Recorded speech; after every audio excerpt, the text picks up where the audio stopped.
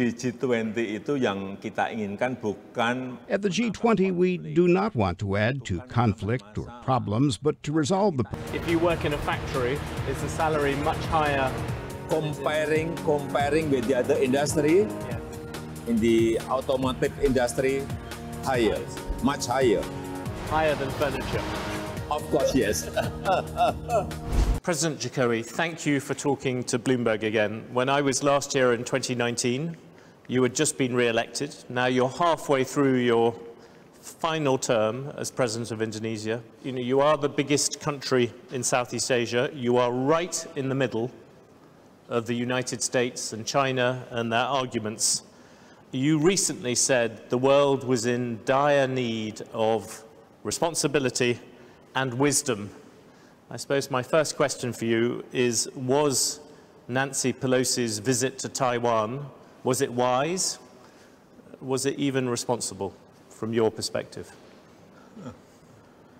Iya, rivalitas antara negara-negara besar memang. The rivalry of the big countries is indeed worrying. What we want is for this region to be stable, peaceful, so that we can build economic growth. And I think not only Indonesia, Asian countries also want the same thing.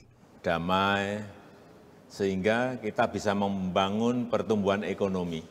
I think you are being very diplomatic, President. There was word that she was going to come, Nancy Pelosi was going to come to Indonesia, and then you decided to change that plan. Is that true? Tidak. No. We will openly receive, but there was no visit. Kami terima, tapi tidak ke Indonesia. There now seems to be a more serious danger of a Chinese invasion in Taiwan. We had a report from a general at Congress saying it could happen by 2027. And there is a concern that if there is a conflict in Taiwan, it would spill over into the South China Sea, where you have territory that China contests, and there are territorial claims there. Is Indonesia ready to defend itself or defend its land and waters in that case? Are you ready for that conflict militarily if it happens? Lagi kita menginginkan kawasan ini damai. We do want the region to be peaceful. It shouldn't come to the point that tensions rise until it affects economic growth, and then later on affects the well-being of our people. Mengganggu kesejahteraan rakyat kita. In my opinion, it is very important that there is a space for dialogue between leaders, especially leaders of big countries. Ada ruang dialog untuk berbicara. The global situation is extremely difficult, and there shouldn't be further unnecessary issues. We are going through a food crisis and an energy crisis that hasn't been resolved. The pandemic still exists in some countries. Sebetulnya yang kita inginkan ini apa?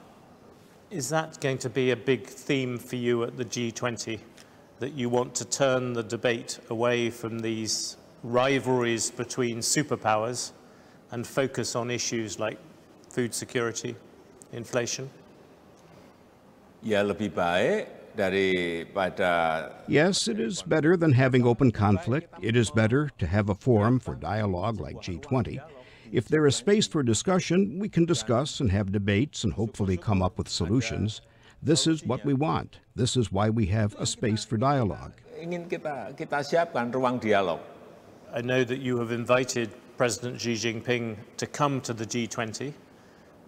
Has he said he will come here in November? Yeah. Yes, President Xi Jinping will come. And President Putin? President Putin has also told me he will come. Do you worry at all about the G20 being this conflict where you have the democracies coming forward with plans and you have Putin sitting there in one room like this and you have Xi Jinping with his own agenda? It will be a very difficult house party to run. Di G20 itu yang kita inginkan bukan. At the G20, we do not want to add to conflict or problems, but to resolve the problems. How we can resolve all these problems, not to add problems and conflict. Bukan nambah konflik. You've already visited, you've been to see Putin, you've been to see Zelensky, you've been to see Xi Jinping. Do you think that by bringing people together, that that is a way to solve conflict. Sometimes it can increase it. Ya mestinya kalau ada komunikasi. There must be communication, even if it doesn't necessarily resolve the problem. It is better to have dialogue than to have open conflict. When we started this interview, I said that, you were in the middle between China and America, but having looked at Indonesia, I looked at the numbers. American investment in Indonesia over the past 5 years is $9 billion. China has invested $40 billion. You look around here, we have a Chinese car factory around the corner. China is buying up a lot of the refineries that make precious metals. America at the moment is losing the battle for hearts and minds in Indonesia, but also in Southeast Asia. Do you think that is fair? Ya itu mungkin pendekatannya yang memang harus diperbaharui. This is an approach that needs to be renewed because what is needed by countries in Asia, including Indonesia, is investment. What investment? If it comes from China, we welcome it. If it comes from America, we welcome it. We are not going to be choosy. Bukan kita memilih-milih, bukan.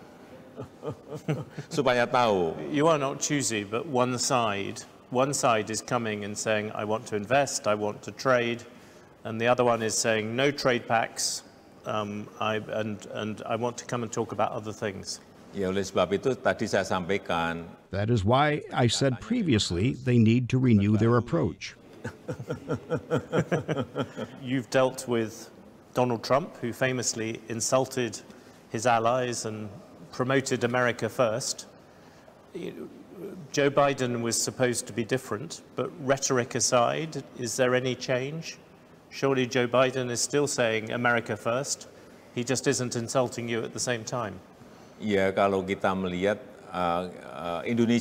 Indonesia wants to be friends with everyone, with any country. We don't have problems with any country. Each country will have their own approach. Each leader has their own style and approach, so there shouldn't be a problem. But now what's needed by Indonesia is investment, technology that will change our society. Yang itu akan mengubah masyarakat kita. I just wanted to ask you about ASEAN, since you mentioned it. You have a group of countries, but it is one where you look at the countries, it includes Myanmar, which seems to have all these problems with human rights and so on. Why do you keep Myanmar in ASEAN? Sebetulnya kita kan sudah. We already had a meeting in Jakarta with all members of ASEAN. All the leaders came, including Myanmar's junta, and there's a consensus, 5-point consensus. The implementation hasn't taken place, and the approach we have taken hasn't worked. That's the complication we're facing.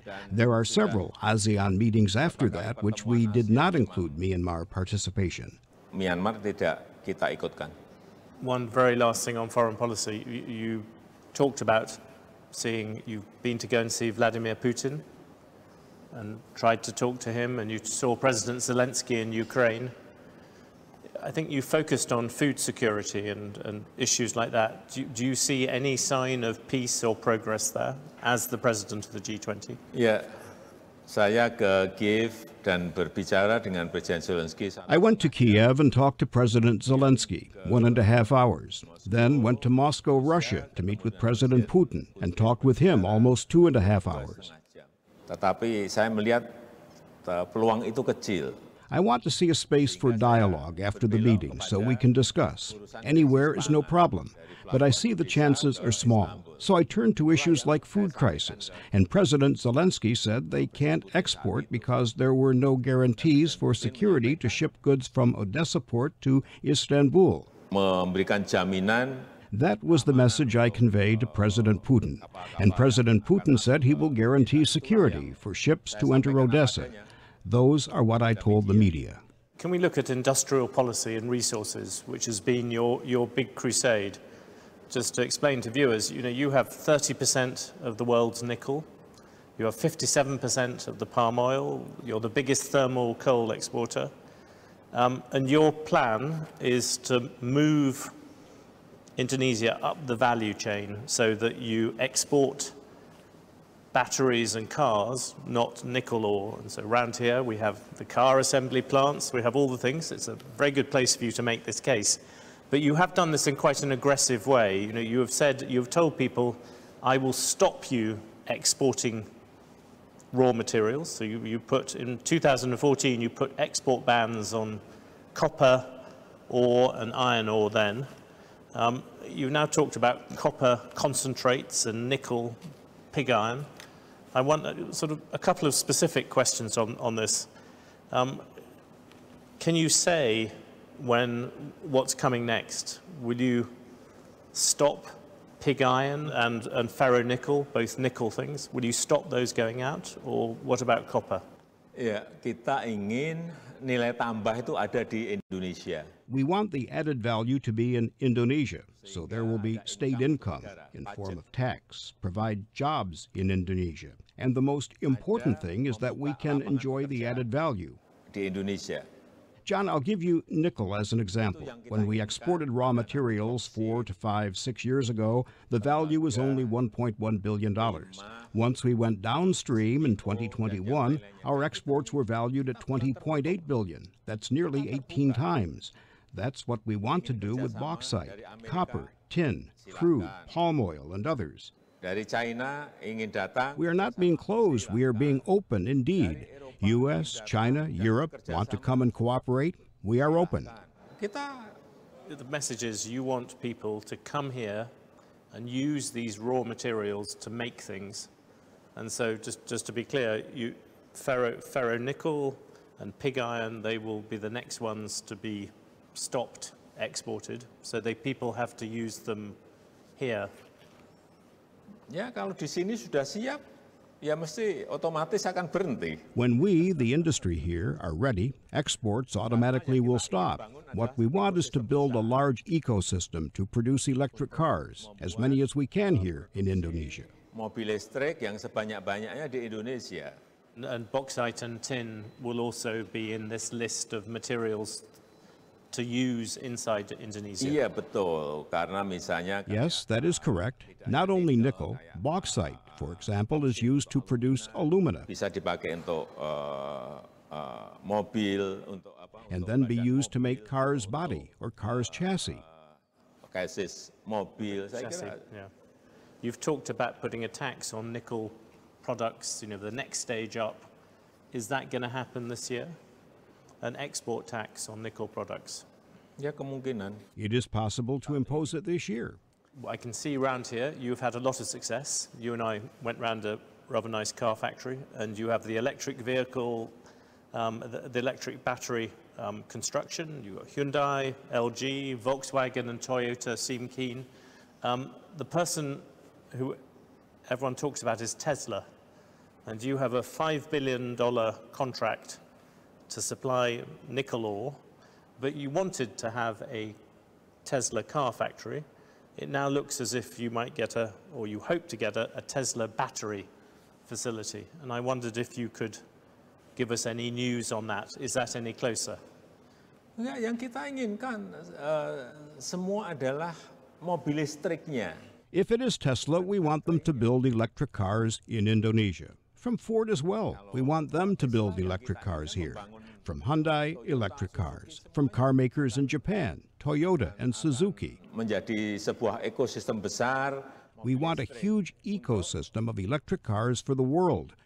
Dan itu yang kita inginkan, bukan hanya sampai.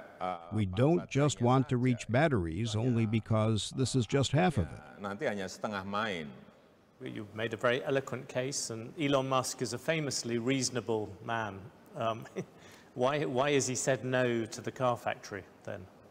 Is it because of the environmental side?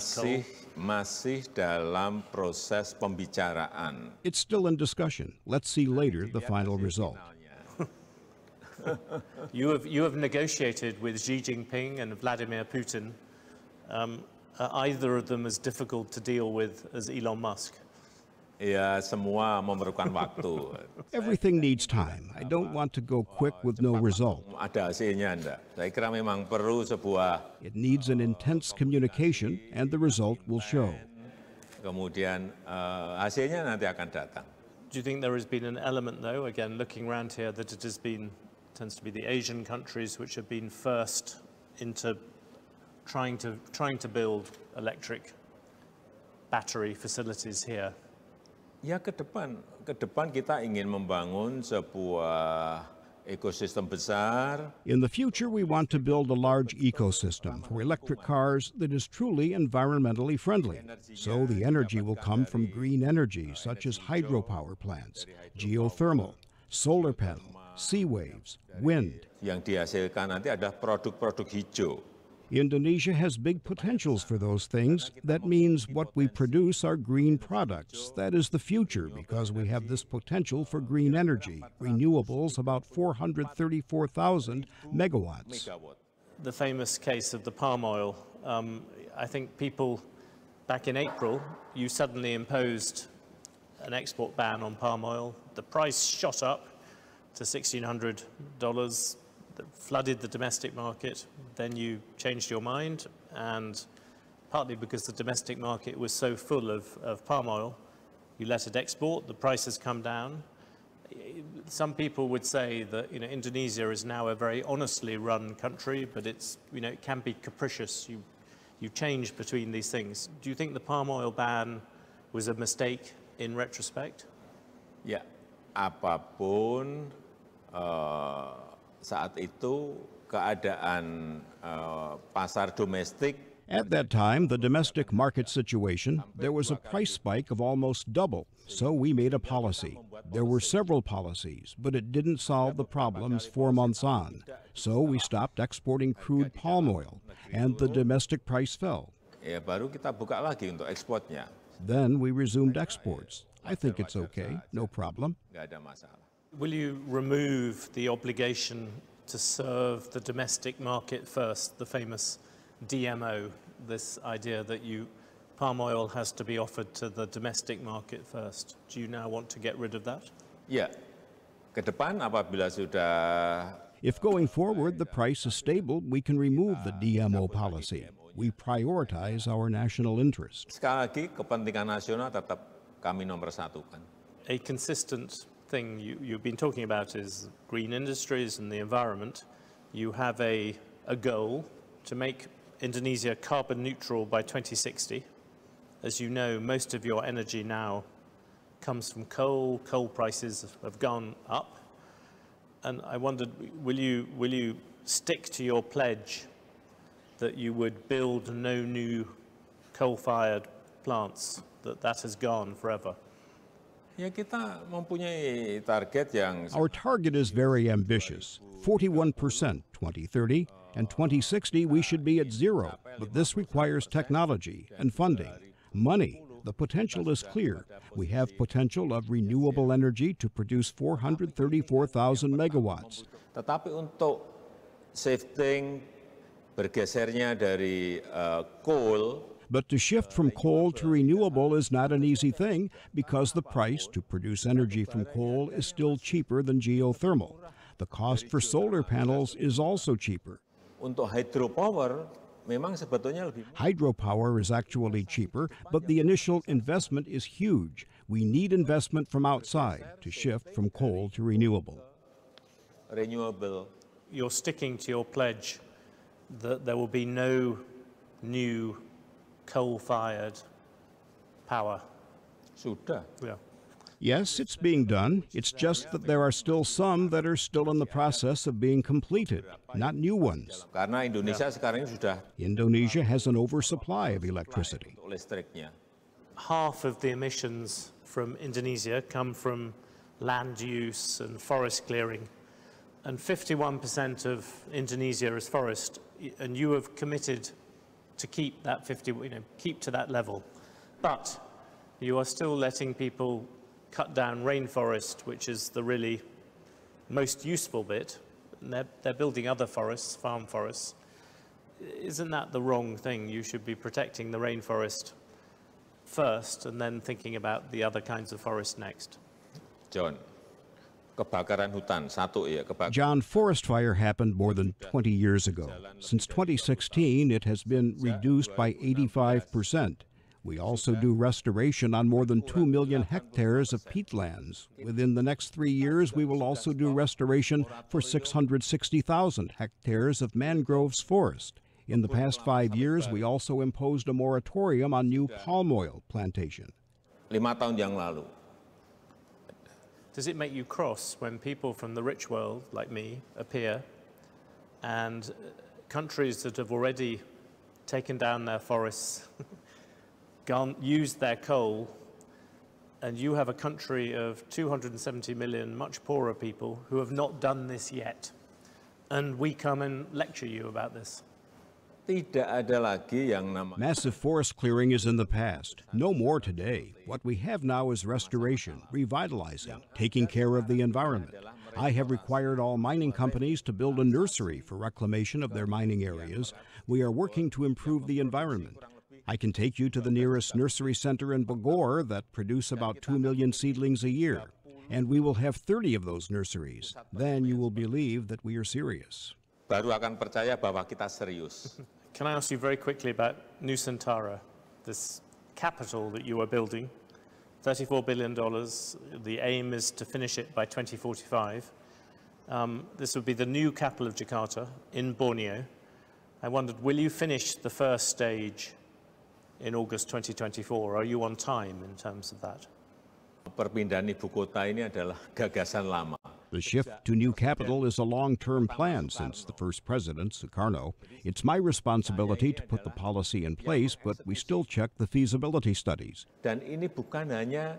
It will need funding of $33 billion, and we will use state budget to cover for 20%, while the rest, 80%, from private sector, from investment.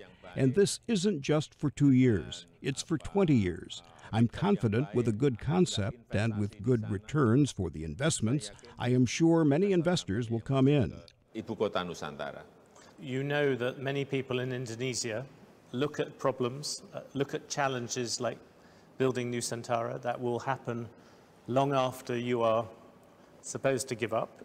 You are currently very popular. You have a 68% approval rating, and some of your allies in the legislature have suggested you could amend the constitution so that you could do a third term, keep building this capital, keep building car factories.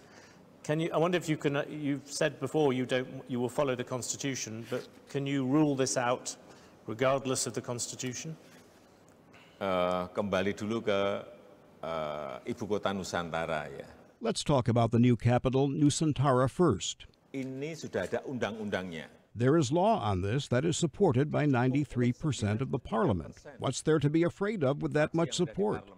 93%.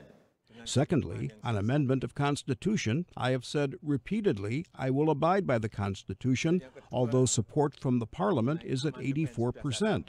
Once more, I will abide to the Constitution and wishes of the people. Saya taat pada konstitusi.